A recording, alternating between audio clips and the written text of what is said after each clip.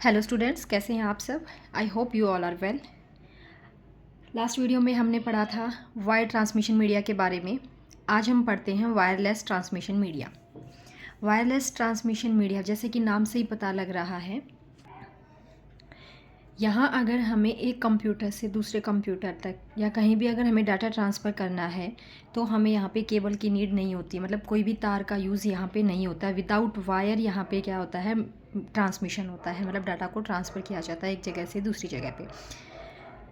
Wireless transmission media जो होता है हमारा, उसमें ऐसे इलेक्ट्रोमैग्नेटिक सिग्नल्स का यूज होता है। इलेक्ट्रोमैग्नेटिक सिग्नल को बोलते हैं विद्युत चुंबकीय तरंगे। ठीक है, इनका यूज़ होता है जिनके लिए किसी भी मीडियम की ज़रूरत नहीं होती है। मीडियम इन द सेंस कि उसको ट्रैवल करने के लिए किसी तार वगैरह की ज़रूरत नहीं है, वायर की ज़रूरत नहीं है, जो ओपन एयर में डाटा को ट्रांसफ़र कर सकते हैं। जिसको हम वायरलेस ट्रांसमिशन मीडिया जो है, इसको हम अनगाइडेड मीडिया भी बोलते हैं। वायर्ड वाले को हमने गाइडेड मीडिया बोला था और वायरलेस वाले को हमने बोला है अनगाइडेड ट्रांसमिशन मीडिया। अब हम पढ़ेंगे types of wireless transmission.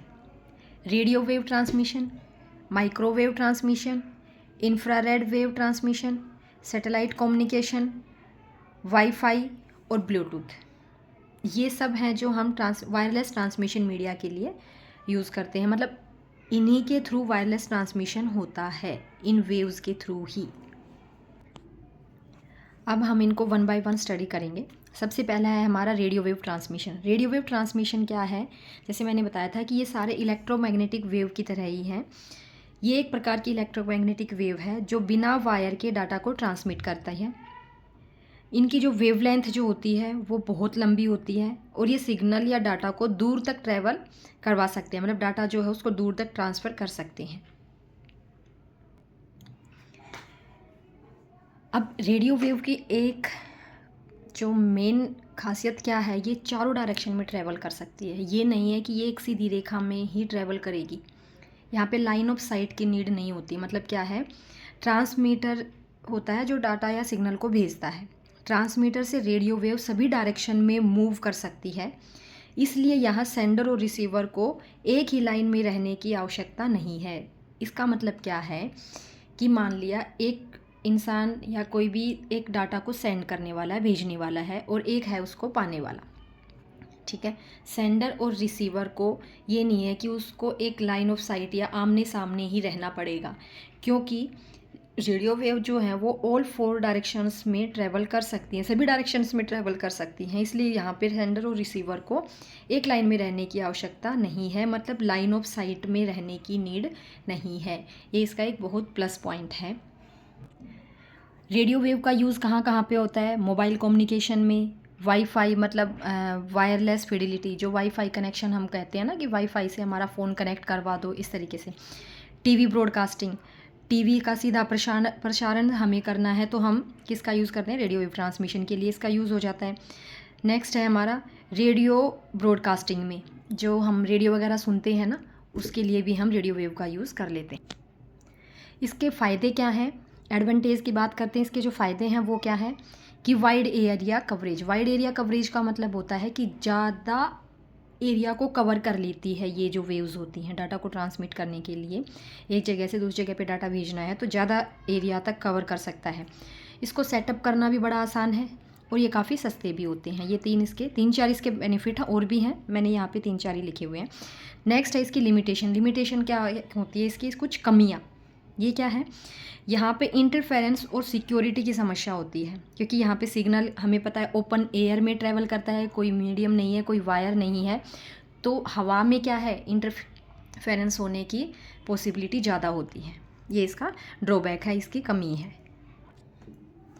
Next है हमारा माइक्रोवेव ट्रांसमिशन। माइक्रोवेव ट्रांसमिशन क्या होता है, सबसे पहले बताओ कि माइक्रोवेव क्या होती है।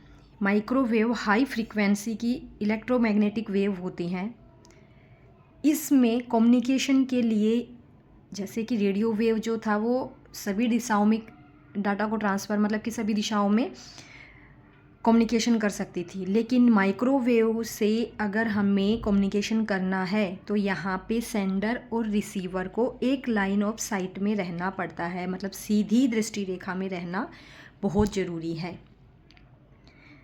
ठीक है, ये ज़्यादातर लाइन ऑफ साइट सीधी रेखा में कम्युनिकेशन के लिए यूज़ होते हैं। यहाँ ट्रांसमीटर मतलब जो सेंड करने वाला है डाटा को और जो रिसीव करने वाला है वो दोनों के दोनों एक सीधी दृष्टि रेखा मतलब लाइन ऑफ साइट में होने बहुत आवश्यक होते हैं, क्योंकि माइक्रोवेव एक सीधी रेखा में ही चल सकती है, ये सभी डायरेक्शंस में मूव नहीं करती है। माइक्रोवेव एक सिंगल मतलब सीधी रेखा में चलती है। और हाँ, अगर जब ये डाटा ट्रैवल कर रहे हैं एक जगह से दूसरी जगह पे, तो अगर इनके रास्ते में इनके मार्ग में कोई बड़ी बिल्डिंग या कोई हिल स्टेशन, कोई हिल्स या कोई भी अन्य बाधा आ जाती है, तो वो ये वाली जो वेव्स है ना उसको पार नहीं कर पाती हैं। बिल्डिंग के दूसरी तरफ डाटा को सेंड नहीं कर पाएंगी। ऑब्स्टेकल्स मतलब बीच में रुकावट, कोई बाधा आ जाती है तो ये उसको पार नहीं कर पाती हैं। एक बार डायग्राम को देखो। इस डायग्राम से यहाँ पे एक एंटीना लगा हुआ है और यहाँ पे भी एक एंटीना लगा हुआ है। ये होता है ट्रांसमीटर, मतलब कि जो सेंड करता है। सेंडर भी बोल देते हैं, ट्रांसमीटर भी बोल देते हैं। सेंडर क्या करते हैं, डाटा को सेंड करता है, और जो रिसीवर जो होता है वो डाटा को रिसीव करता है। यहाँ से हमने इनपुट दिया, सेंडर ने उसको, यहाँ पे देखो किसी वायर की नीड नहीं है, ये यहाँ पे क्या है, हवा में डाटा ट्रैवल होगा। ठीक है, लेकिन इसमें एक क्या है कि लाइन ऑफ साइट बिल्कुल सीधी रेखा में ही दोनों आपस में होंगे, सेंडर और रिसीवर, तभी डाटा ट्रांसमिट होगा। रेडियो वेव में ऐसा नहीं था। ठीक है, यहाँ से सेंड करने वाली लाइन है, यहाँ से रिसीव करने वाली लाइन है। यहाँ से यहाँ तक जो डाटा है वो हमारा ओपन एयर में ही ट्रैवल हो रहा है, तो लाइन ऑफ साइट की यहाँ पे बहुत ज़्यादा ज़रूरत होती है। तो ये होता है माइक्रोवेव कम्युनिकेशन का एक सिंपल सा एग्जाम्पल, एक सिंपल सा आउटलुक। ओके, अच्छा, जो माइक्रोवेव जो सिग्नल्स जो होते हैं उनका एक नेगेटिव पॉइंट क्या है, जितनी दूरी वो चलते चलेंगे दूरी के साथ साथ वो क्या हो जाते हैं, वीक हो जाते हैं। सिग्नल जो हैं वो कमज़ोर होने लग जाते हैं लगभग। इस वजह से हर 25 से 30 किलोमीटर के अंदर हमें रिपीटर्स लगाने पड़ते हैं। रिपीटर का मतलब क्या होता है, जो हमने डाटा भेजा है उस सिग्नल को, उन डाटा को एम्पलीफाई कर देते हैं। कौन, रिपीटर्स जो होते हैं। एम्पलीफाई मतलब उनकी स्ट्रेंथ को बढ़ा देते हैं। जैसे जैसे वो वीक होते चले जाते हैं, जैसे ही उनको रिपीटर मिल जाएगा उस डाटा को या सिग्नल को, तो वो वीक हुए थे वो दोबारा से अपनी स्ट्रेंथ ले लेते हैं, मतलब वो दोबारा से एम्पलीफाई हो जाते हैं और फिर वो सिग्नल हमारे आगे बढ़ते चले जाते हैं दूर तक डिस्टेंस ट्रैवल करने के लिए। तो यहाँ पे हमें बीच बीच में क्या लगाने पड़ते हैं, रिपीटर्स लगाने पड़ते हैं। माइक्रोवेव का यूज़ क्या है, ज़्यादा डिस्टेंस में टेलीफोन कम्युनिकेशन वगैरह अगर हमें करना है, जो हमारे सेलुलर फ़ोन्स जो हैं हमारे, या फिर टीवी कार्यक्रम का प्रसारण, डायरेक्ट जो टीवी ब्रॉडकास्टिंग जो होती है उनके लिए हम इसका यूज़ करते हैं। इसके फ़ायदे क्या हैं, फ़ायदे हैं, एक तो ये सस्ते होते हैं, इसकी बैंडविड्थ काफ़ी अच्छी होती है। अब रेडियो वेव में मैंने बताया था ओपन एयर में ट्रैवल है, चारों हर दिशा में ट्रैवल कर सकता है, तो वहाँ पे इंटरफेरेंस ज़्यादा था, लेकिन यहाँ पे as compare to radio wave interference क्या है, कम है। और डाटा ट्रांसफ़र की जो स्पीड है वो भी यहाँ पे क्या है, ज़्यादा है। अब लिमिटेशन हमने पढ़ ही ली थी कि एक तो ये सिग्नल जो है इसकी क्या हो जाती है, वीक हो जाते हैं कुछ डिस्टेंस ट्रेवल करने के बाद। और इसका अगर मौसम ख़राब हो जाता है, वेदर अगर बैड वेदर हो जाता है, मतलब ख़राब मौसम हो जाता है, तो उसकी वजह से ट्रांसमिशन की जो क्वालिटी है, डाटा ट्रांसमिशन की जो क्वालिटी है वो क्या हो जाती है, घट जाती है। कभी कभी तुमने देखा होगा, हम टेलीफोन पे बात करते हैं, अगर मौसम ख़राब है तो वॉइस क्या होती है हमारे बीच बीच में कट कट के आ रही है, तो मतलब डाटा जो ट्रांसमिट हो रहा है वो उसकी क्वालिटी क्या हो जाती है, कम हो जाती है। ये सब था हमारा किसके बारे में, माइक्रोवेव के बारे में। अब हम पढ़ेंगे सैटेलाइट कम्युनिकेशन। सैटेलाइट का नाम तो सुना ही होगा। सैटेलाइट कम्युनिकेशन जो होता है इसमें भी हमें माइक्रोवेव कम्युनिकेशन का ही यूज़ करना होता है। मतलब सैटेलाइट कम्युनिकेशन जो है वो एक तरह से माइक्रोवेव का ही यूज़ करता है, लेकिन सैटेलाइट कम्युनिकेशन जो है इसकी फ्रीक्वेंसी ज़्यादा होती है as compare to microwave signal. Earth पे अगर हमें कम्युनिकेट करना है, तो धरती पे अगर हमें डाटा ट्रांसमिट करना है या कम्युनिकेशन करना है, तो हमारा माइक्रोवेव के बजाय सैटेलाइट कम्युनिकेशन जो है उसकी फ्रीक्वेंसी ज़्यादा मिलेगी as compare to microwave. Satellite communication क्या करता है, हमारी पृथ्वी पर दूर दूर 2 स्टेशंस हैं मान लिया, उन दोनों के बीच में अगर हमें डाटा को, वॉइस को या वीडियो सिग्नल को भेजना है तो ये क्या करता है, एक आर्टिफिशियल सैटेलाइट मतलब कृत्रिम उपग्रह का उपयोग करता है। इसमें सबसे पहले सिग्नल को सैटेलाइट तक भेजा ना जाता है, जिसको हम अपलिंक बोल देते हैं। उसके बाद जो सिग्नल हमने सैटेलाइट तक भेजा है वो हमारा एम्पलीफाई हो जाता है, प्रवर्धन हो जाता है, और फिर वापस धरती पर इसको प्राप्त कर लिया जाता है डाउनलिंक के जरिए। ये अपलिंक, डाउनलिंक सैटेलाइट जो है ये हम इसके डायग्राम से समझ पाएंगे। एक बार आप इसका डायग्राम देखो, फिर इसकी वर्किंग को समझ पाओगे। ये इसका डायग्राम है, देखो ये सैटेलाइट के थ्रू कम्युनिकेशन है। ये हमने एक आर्टिफिशियल सैटेलाइट लगा रखी है, यहाँ पे एक एंटीना है धरती पे ही, यहाँ पे भी एक एंटीना है। मैंने बताया था 2 स्टेशन के बीच में अगर हमें डाटा ट्रांसमिट करना है, ठीक है। यहाँ पे होता है ट्रांसमिटिंग अर्थ स्टेशन, धरती पे कोई एक ट्रांसमिट करने वाला स्टेशन है और यहाँ पे एक रिसीव करने वाला स्टेशन है। ये क्या करेंगे, ये अपलिंक जो है अभी अभी मैंने बताया था, पृथ्वी पर एक स्टेशन जो है वो सिग्नल को सैटेलाइट तक भेजता है, ये होता है हमारा अपलिंक, ठीक है। डाउनलिंक क्या होता है, सिग्नल को रिसीव करता है, कहाँ से, सैटेलाइट से, ये होता है हमारा डाउनलिंक। और सैटेलाइट जो होता है, इस सैटेलाइट के अंदर एक हमारा ट्रांसपोर्टर लगा होता है। क्या लगा हुआ होता है, ट्रांसपोर्टर, जो यहाँ से सिग्नल को रिसीव करता है, इस सिग्नल को एम्पलीफाई करता है और फिर उसको वापस धरती पे भेजने का काम करता है। ये काम होता है सैटेलाइट के अंदर हमारा जो ट्रांसपोर्टर लगा हुआ होता है, एक डिवाइस होता है ट्रांसपोर्टर सैटेलाइट के अंदर। ये सारी इसकी वर्किंग थी। तो इसकी वर्किंग को एक बार रीड कर लेते हैं।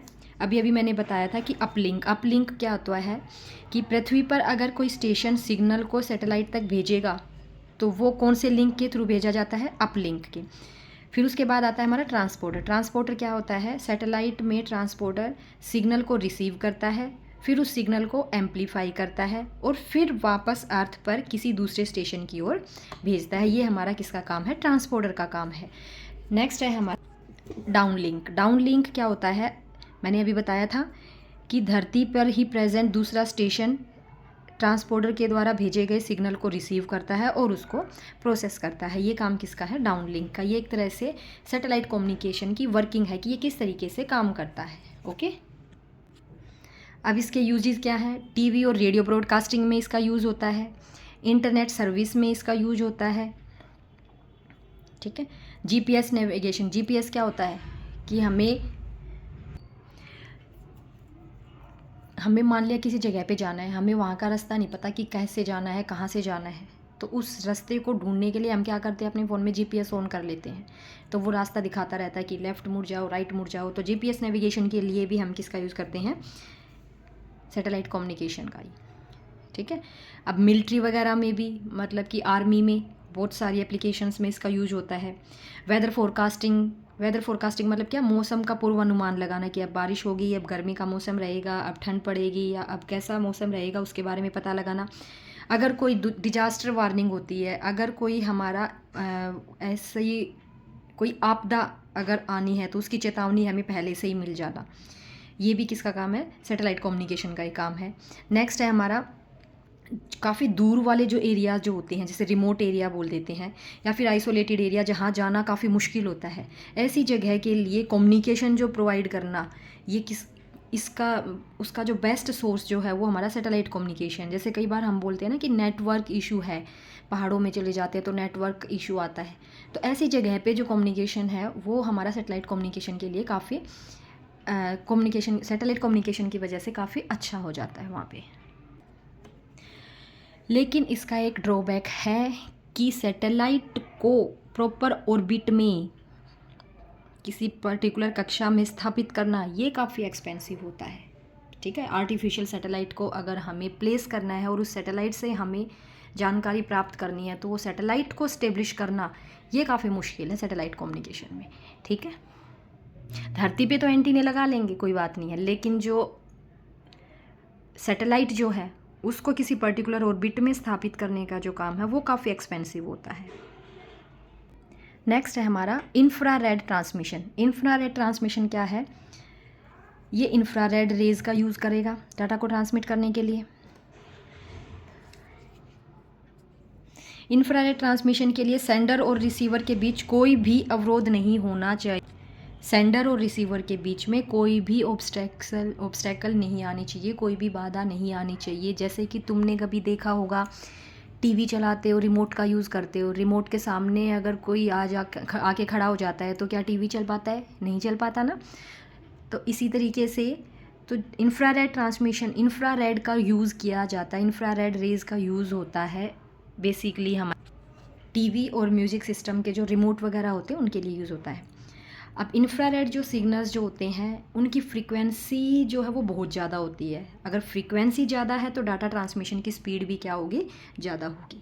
ठीक है, अब इनके बारे में पढ़ेंगे कि ये यूज़ कहाँ होते हैं। अभी मैंने बताया टीवी और म्यूजिक सिस्टम के रिमोट जहाँ पे है उसके लिए हमें इसका यूज़ किया जाता है।